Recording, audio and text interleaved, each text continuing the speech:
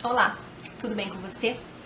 Hoje eu tô aqui pra gente conversar sobre o excelente, ousado, Uma Aprendizagem ou O Livro dos Prazeres, da Clarice Lispector.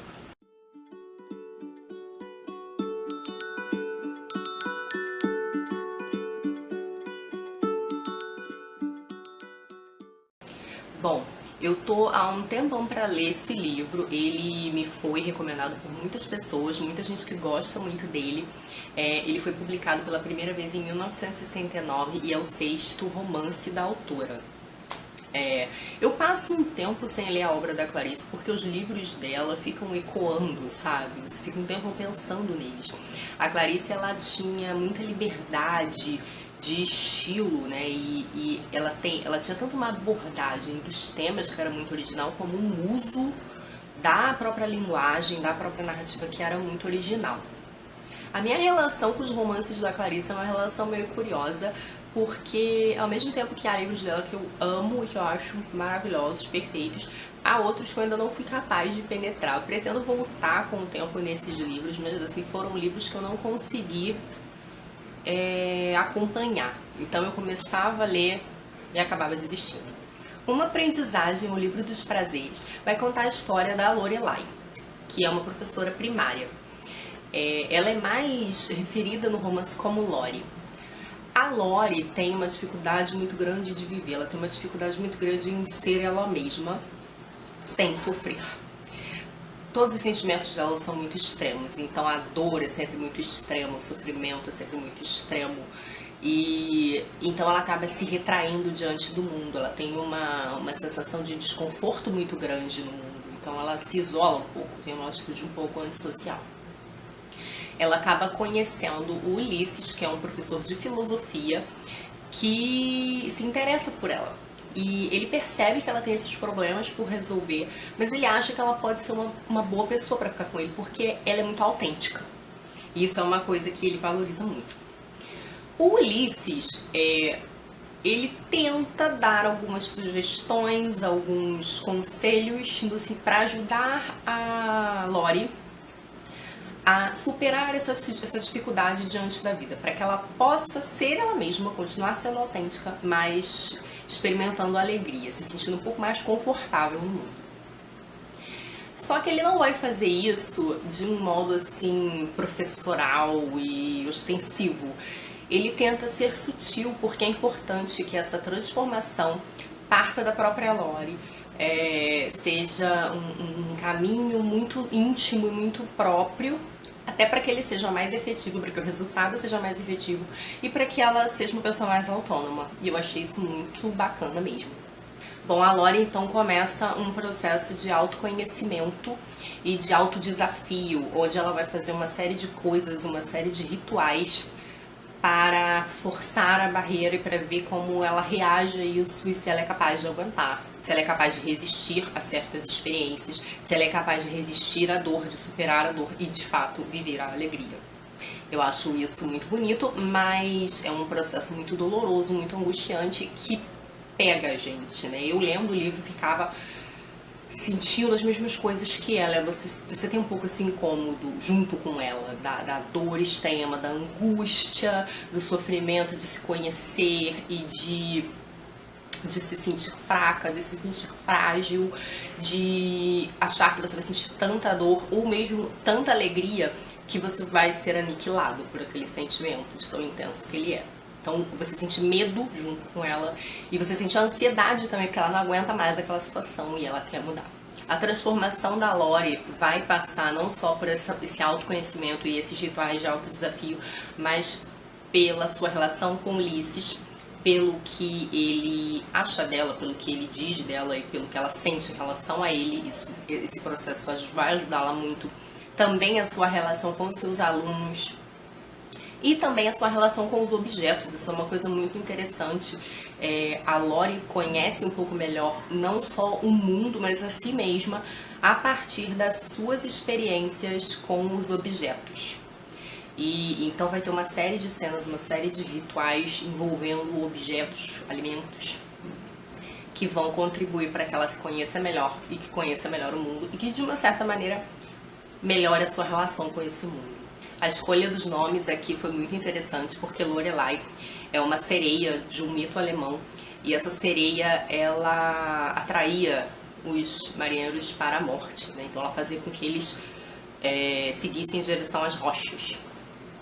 E a Lorelai, ela tem muito esse aspecto dionisíaco, vamos dizer assim, como definia o Nietzsche, né? Ela é muito a desmedida, o excesso, o descontrole de certa forma. Então, e ela está muito associada no livro a dois elementos, não só a água, até por ser a Lorelai uma sereia e por uma situação que vai acontecer com ela na água, mas também o fogo, né? Então a água, ao mesmo tempo que tem essa simbologia de uma coisa criadora, geradora, e a Lori, de certa forma, ela quer renascer mais forte, ela quer construir essa força, a água também tem esse poder modificador, né? Ela pode ser modificadora, né? Aquela coisa da água que sempre bate na pedra e tudo mais, e ela também pode ser destruidora. Então a água pode ter também esse papel inclemente de tormenta, de tempestade. O fogo está muito relacionado a essa dor dela, que a tudo consome, né? Então, um fogo que destrói, que consome, que tira ela um pouco do controle. Em contrapartida, o Ulisses está associado mais ao lado apolíneo, um polo apolíneo, porque nessa aprendizagem sobre o prazer da vida que está em curso no livro, o Ulisses ele é uma pessoa mais velha, então ele está mais adiantado nessa sabedoria, nessa aprendizagem. E ele já é uma pessoa mais dotada de controle, ele já é uma pessoa que está mais confortável na própria pele, nesse mundo, né? Então ele já consegue viver com mais equilíbrio e com mais harmonia do que ela. E a mensagem dele para ela é uma mensagem muito bonita, muito positiva nesse sentido.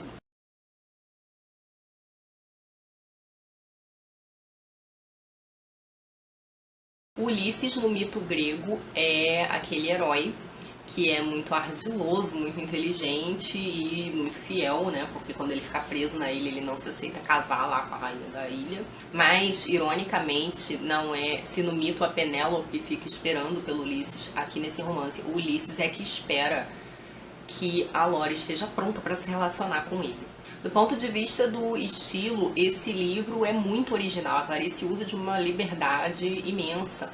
Ela vai fazer uma abordagem da alma, que é uma abordagem muito poética, né? E ela está então aqui tratando do desejo de liberdade e de autonomia e autenticidade do indivíduo. Então ela tenta criar uma linguagem que trabalhe isso também. Então ela vai usar muito de linguagem poética, de metáfora, de alegoria, e ela vai criar uma verdadeira poética ontológica aqui. O romance então começa com uma vírgula e termina com 2 pontos, o que sugere o caráter processual dessa aprendizagem, né? Quando o livro começa, essa aprendizagem já iniciou e ela não terminou, ela provavelmente nunca vai terminar, talvez só com a morte. Eu vou ler para vocês um trechinho que mostra um pouco dessa linguagem poética que a Clarice se utilizou aqui. Tomava o café e pensava sem palavras. Meu Deus, e dizer que é noite plena e que eu estou plena da noite grossa que escorre com perfume de amêndoas doces. E pensar que o mundo está todo grosso de tanto cheiro de amêndoas, e que eu vos amo, Deus, como um amor feito de escuridão e clarões. E pensar que os filhos do mundo crescem e se tornam homens e mulheres, e que a noite será plena e grossa para eles também, enquanto eu estarei morta, plena também. Eu vos amo, Deus, sem esperar senão a dor de vós. A dor é um mistério. Tem um outro fragmento que eu acho de uma liberdade assim imensa. Eu acho às vezes que a Clarice cria uns fragmentos, umas passagens, que elas têm uma força poética assim por si só.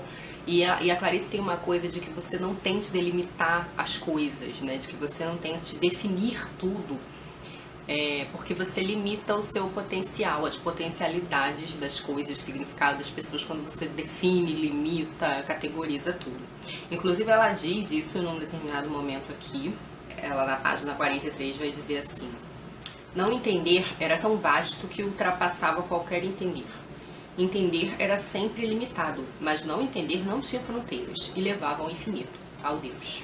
E depois, num determinado momento, esse trecho que eu vou falar, ele não vai dar muito spoiler não, tá, gente? Pra quem tá preocupado que eu tô lendo fragmentos, mas é um fragmento que eu achei de uma poesia muito grande. ela vai dizer assim: a batata nasce dentro da terra. E isso era uma alegria que ela aprendeu na hora. A batata nasce dentro da terra. E dentro da batata, se a pele é tirada, ela é mais branca do que uma maçã descascada. A batata era comida por excelência. Isso ela ficou sabendo, e era de um leve aleluia. Então é isso. Eu acho complicado falar um pouco mais desse livro, porque ele é um livro fino e a sinopse dele é muito simples, mas são mais essas questões poéticas, essa abordagem muito poética da alma, com trechos maravilhosos. E assim, é um livro, eu acho que a Clarice ela tem um negócio, quando ela narra, que ela expande e ela extrapola. Então assim, ela tem maneiras de tratar de pequenos fatos, ela tem maneiras de tratar o indizível, sabe o indizível da vida? Aqueles pequenos fatos, aquelas pequenas epifanias, de um modo muito fora do comum, né? Que às vezes a gente tenta elaborar aquilo e não dá conta do que é. E então ela usa essa linguagem poética que é muito livre, muito sem vícios, para tentar dar um panorama dessas coisas, para tentar tratar dessas coisas. Eu acho isso interessante demais, né? É uma discussão, uma contemplação desses fenômenos num nível assim pré-verbal, né? Eu acho isso muito interessante. Então, tudo é meio... Ela até fala disso no livro, é o pensar sem palavras. A Lori fazia muito isso, né? O pensar sem palavras.